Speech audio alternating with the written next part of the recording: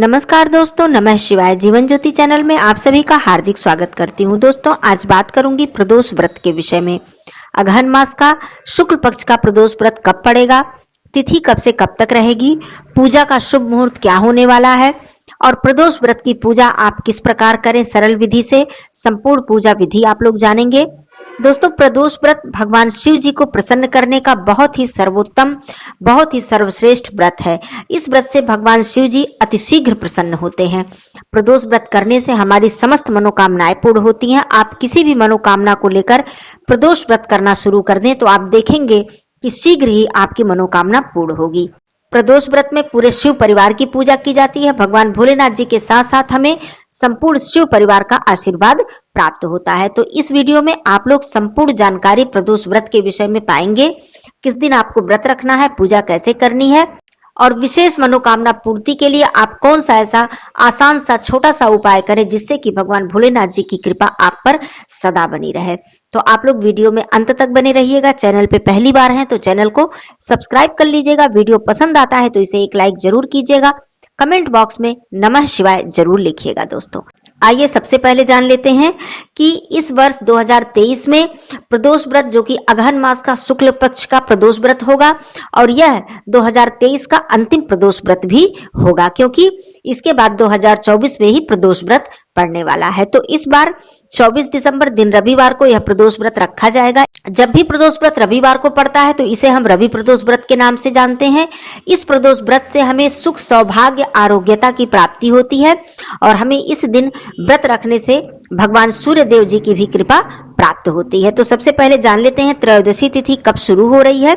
दोस्तों, त्रयोदशी तिथि प्रारंभ हो जाएगी 24 दिसंबर को सुबह 6:24 पर और यह समाप्त होगी 25 दिसंबर को सुबह 5:54 पर। प्रदोष व्रत में जो पूजा का शुभ समय होता है वो प्रदोष काल का होता है। इसी समय पूजा करने से हमें विशेष लाभ की प्राप्ति होती है। वैसे हम सुबह भी पूजा करते हैं, विधि विधान से हमें पूजा सुबह और संध्या दोनों समय करनी चाहिए, लेकिन जो प्रदोष काल का समय होता है ये भगवान भोलेनाथ जी का बहुत ही प्रिय समय होता है। इस समय यदि हम भगवान भोलेनाथ जी की विधि विधान से पूजा करते हैं तो वो अतिशीघ्र प्रसन्न होते हैं। तो पूजा का शुभ मुहूर्त जान लेते हैं हम लोग। पूजा का शुभ समय है शाम को 5:30 से लेकर 8:14 तक। देखिए दोस्तों, प्रदोष व्रत जब भी आप धारण करें तो एक समय मंदिर अवश्य जाएं। ज्यादा से ज्यादा प्रयास करें कि आप प्रदोष काल में शिव मंदिर अवश्य जाएं। कोई भी शिव मंदिर हो, आपके घर के आसपास हो, दूर हो, जहां भी आप जा सकते हैं आप शिव मंदिर में जाकर संध्या की पूजा अवश्य करें। सुबह की पूजा में भी आप चाहें तो मंदिर जा सकते हैं, नहीं तो अपने घर पर ही विधि विधान से आप पूजा अर्चना अवश्य करें। प्रदोष व्रत के दिन सुबह सवेरे आप उठकर अपने घर की साफ सफाई करें, स्नान आदि करें, स्वच्छ वस्त्र धारण करें। दोस्तों, यह रविवार का दिन है। इस दिन लाल वस्त्र धारण करना बहुत ही उत्तम होता है। रविवार का दिन है। आप सबसे पहले सूर्य देव जी की विधि विधान से पूजा करें, उन्हें अर्घ्य दें। जल में आप लाल पुष्प, लाल चंदन, अक्षत, मीठा कुछ डालकर आप जल दें। उसके बाद अपने घर के मंदिर में या फिर किसी शिवालय में जाकर पूरे शिव परिवार की पूजा अर्चना करें। प्रदोष व्रत के दिन भगवान शिव जी का जलाभिषेक अवश्य करना चाहिए। आप चाहें तो पंचामृत या गंगा जल से भी उनका अभिषेक कर सकते हैं या फिर गाय के कच्चे दूध से। इससे हमें विशेष लाभ की प्राप्ति होती है। माता गौरी जी को आप सिंदूर अर्पित करें, लाल पुष्प अर्पित करें, उनसे अपनी मनोकामना कहें। भगवान गणेश जी की सर्वप्रथम आप पूजा करें, उन्हें दूर्वा और सिंदूर लगाएं, दूर्वा अर्पित करें, जनेऊ अर्पित करें। इस प्रकार से आप संपूर्ण शिव परिवार की पूजा करें। नंदी जी की पूजा करना बिल्कुल ना भूलें। इस तरह से पूजा करने के बाद आप आरती करें, नैवेद्य अर्पित करें, जिसमें कि आप सात्विक कोई मिठाई भी अर्पित कर सकते हैं, फल अर्पित कर सकते हैं या फिर अपने हाथों से आप कोई भी भोग प्रसाद फलाहारी बनाकर आप अर्पित कर सकते हैं। देखिए, व्रत रखने की जहां तक बात है, प्रदोष व्रत नियम की यदि मैं बात करूं तो इसे निर्जला रखना सर्वोत्तम होता है। निर्जला इस व्रत को रखा जाता है और संध्या पूजन जब हम कर लेते हैं, प्रदोष काल की पूजा जब हम कर लेते हैं, तब हम जल ग्रहण करते हैं और कुछ मीठा फलाहार हम ग्रहण करते हैं। जो भी हमने भगवान जी को अर्पित किया है फलाहार, मीठा फलाहार, वही प्रसाद खाकर हमें जल ग्रहण करना चाहिए। तो दिन भर आप इस तरह से व्रत रखें। यदि आप निर्जला व्रत नहीं रख पाते हैं तो आप मीठा फलाहार करके व्रत रख सकते हैं। नमक वर्जित होता है। शिव जी की किसी भी व्रत में नमक हमें नहीं खाना चाहिए। वैसे शारीरिक दिक्कत है, बहुत ज्यादा दिक्कत है तो आप खा सकते हैं, क्योंकि भगवान नहीं कहते हैं कि आप अपने शरीर को कष्ट देकर हमारी पूजा करें। भगवान को भी ये अच्छा नहीं लगता कि हम अपने शरीर को कष्ट देकर उनकी पूजा अर्चना करें। जितना हमारे शरीर की क्षमता हो उसी हिसाब से हमें भगवान की पूजा अर्चना करनी चाहिए। तो अब बात आती है संध्या पूजन की। संध्या का जो समय है, शुभ मुहूर्त है, वो तो मैंने बता ही दिया है। आप संध्या के समय फिर से आप स्वच्छ हो जाएं, स्नान आदि कर लें। ठंड का मौसम है, यदि आप स्नान नहीं कर सकते तो हाथ पैर मुख धुल के आप अपने वस्त्रों को बदल दें।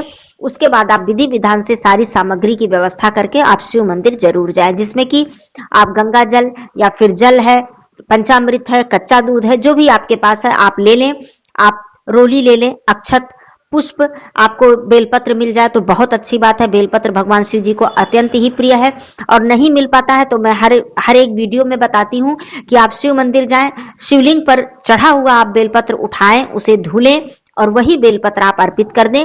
भगवान भोलेनाथ जी स्वीकार करते हैं। शमी पत्र मिल जाए तो आप ले लें।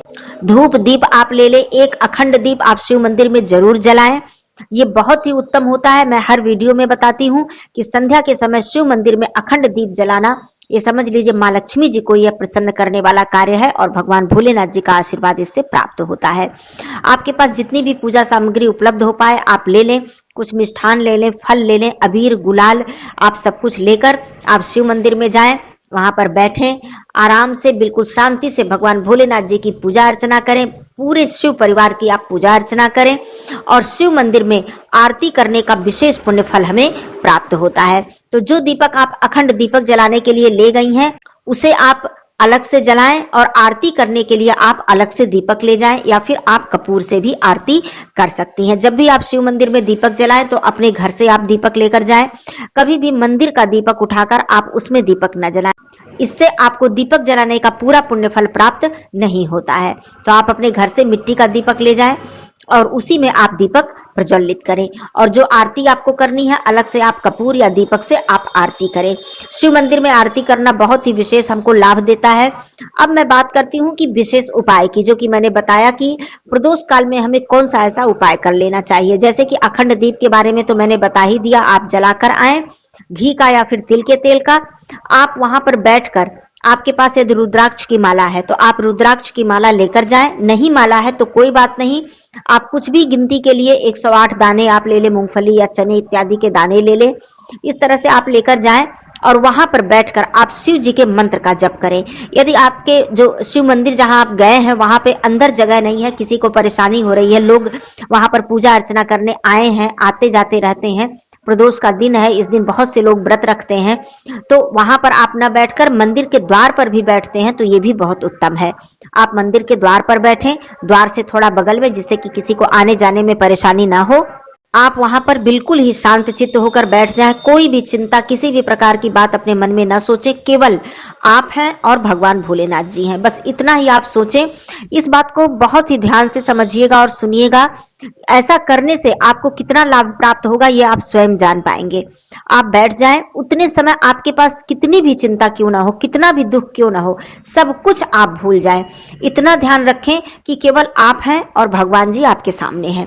आप बिल्कुल शांतचित्त होकर बैठ जाएं और भगवान जी के किसी भी मंत्र का, चाहे ओम नमः शिवाय, पुरुष हैं तो ओम नमः शिवाय, स्त्री हैं तो नमः शिवाय, या फिर जो भी मंत्र आपको प्रिय है, आप श्री शिवाय नमस्तुभ्यम या फिर उमा महेश्वराय नमः, जो भी आपको प्रिय है, भगवान भोलेनाथ जी का एक छोटा सा कोई भी मंत्र या फिर केवल नमः शिवाय, ओम नमः शिवाय, इस तरह से आप बैठकर एक माला, दो माला, जितनी भी आपसे हो सके, जितना बार भी आपसे हो सके, जितना भी आपके पास समय हो, लेकिन जितनी देर करें दोस्तों, उतना देर आपको मैं ये बता रही हूं कि आप ये भूल जाएं कि कोई भी है और कोई है, मेरी कोई चिंता है, मेरी कोई परेशानी है, दुख है, दर्द है, सब कुछ भूल जाएं और सिर्फ उनके चरणों में आप अपना ध्यान लगाकर प्रयास करें कि सिर्फ उनके चरणों में आपका ध्यान लगा रहे। और इस तरह से आप मंत्र का जप करें, मन ही मन में आप मंत्र का जप करें, माला से करें या फिर ऐसे ही गिनती करके करें, जैसा कि मैंने बताया।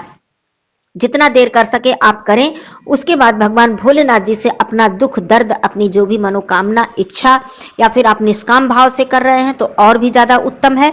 आप उनसे बोलकर आए, या फिर नहीं कोई आपकी मनोकामना है तो केवल इतना बोलें कि हे प्रभु, मुझ पर, मेरे संतान पर, मेरे परिवार पर अपनी कृपा आप सदा बनाए रखिएगा। अपने चरणों में मुझे सदा स्थान दीजिएगा, अपने शरण में सदा बिठाए रखिएगा। आप बिल्कुल निष्काम भाव से केवल इतना ही उनसे मांगे और उसके बाद आप उनके जो चौखट है, जो मंदिर का जो चौखट होता है, अब तो चौखट नहीं रहता है, तो एक जो दहलीज होती है, मतलब जब जहां से हम प्रवेश करते हैं, मुख्य द्वार जो होता है, वहां पर अपना आप सर पटके, मतलब अपना शीश झुकाएं और उसके बाद आप मंदिर से वापस आए। मंदिर से आते समय आप शिवलिंग से एक चाहे बेलपत्र ही लेते आए, चाहे पुष्प ही लेते आए, चाहे जो जलाधारी से जल गिरता है उसमें से आप थोड़ा सा ही जल आप अपने घर जरूर लेकर आए। वो जल अपने नेत्रों में लगाएं, मस्तक पर लगाएं, अपने ऊपर छिड़के, उससे आपको अत्यंत ही पुण्य फल की प्राप्ति होगी। और उसी जल से आप चाहें तो 3 बार आचमन भी कर सकते हैं।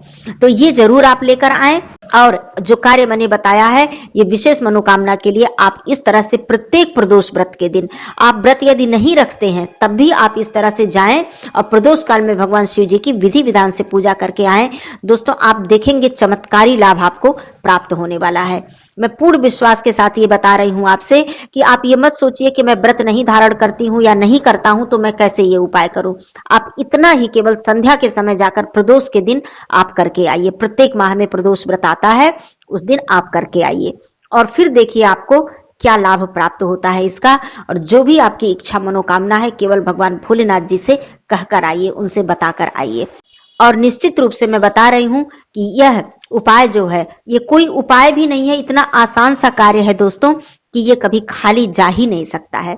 तो इतना जरूर कर लीजिएगा। जो भी मेरे भाई बहन व्रत हैं वो भी कर लेंगे, जो नहीं व्रत है वो भी कर सकते हैं, इसमें कोई दिक्कत नहीं है। और इस तरह से आप करते रहिए, फिर देखिए इसका लाभ आपको क्या मिलता है। दोस्तों, कहा जाता है कि भगवान हमारी श्रद्धा, हमारे विश्वास को देखते हैं।